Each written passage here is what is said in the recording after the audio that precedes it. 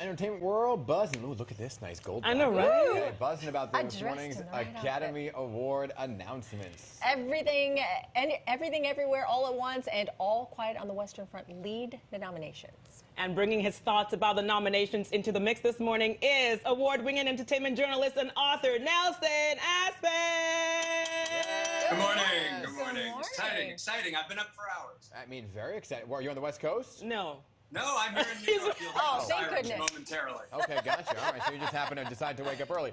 So let's talk about it first and foremost. We're catching up on watching some of these, but Best Pictures, right? So we got a whole lot of nominees. I'm not going to name them all for it. You can throw them up on the screen, and you tell me if you were surprised by any of these.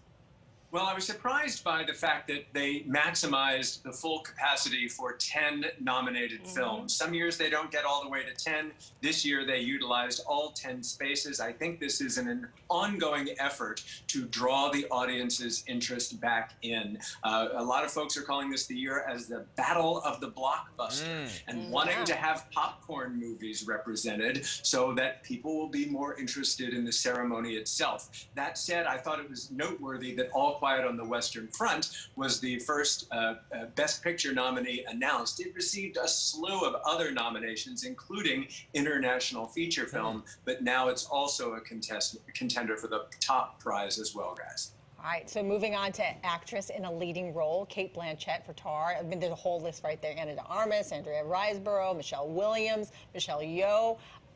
I don't know. A lot of people are saying it's kind of a shoo-in for one particular lady listed right there. What do you think? It would be wonderful to see Michelle Yeoh take it, as she has previously in some other award shows. She would be the first Asian American lead actress to win the prize. She's extraordinary in the film Everything Everywhere All at Once. Her main competition seems to be coming from Cate Blanchett, who won at the Critics' Choice Association. However, when Cate won at the Critics' Choice, she blasted the whole system as a patriarchal, what did she call it? A patriarchal pyramid, and likened the award season to a horse race. That didn't keep her from taking her award home, I might add. But I think it's going to be Michelle Yeoh's year, although Michelle Williams, to me, is a sentimental favorite because she gave such an extraordinarily tender and luminous performance, I think, in The Fabelmans.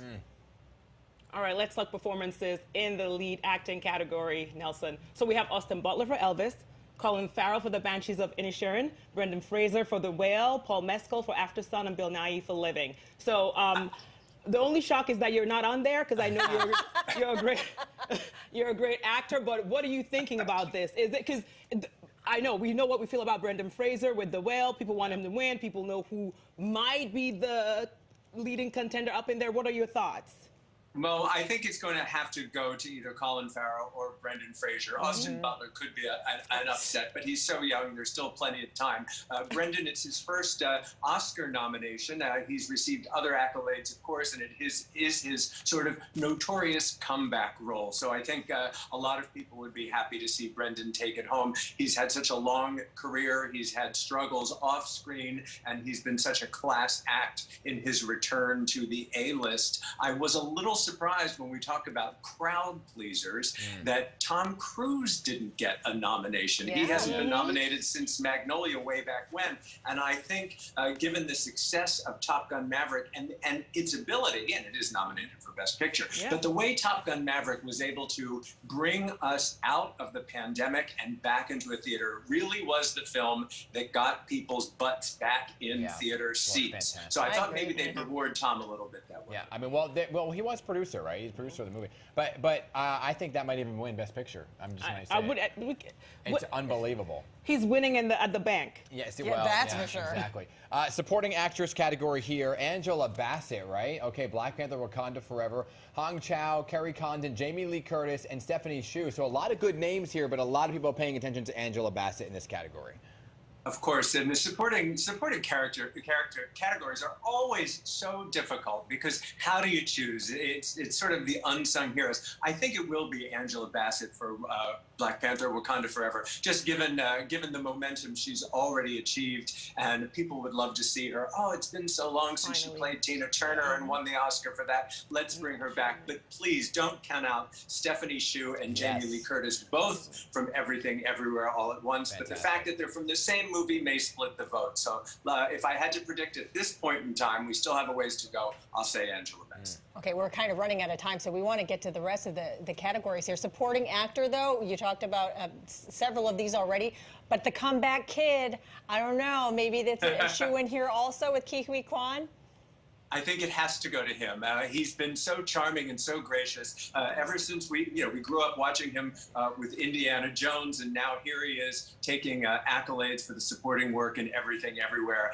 And I think it's going to go to him. And I'll bet you, in his acceptance speech on the night of March 12th, he will probably acknowledge Steven Spielberg, who started out as his boss when he was a little kid, and now he's an Oscars colleague.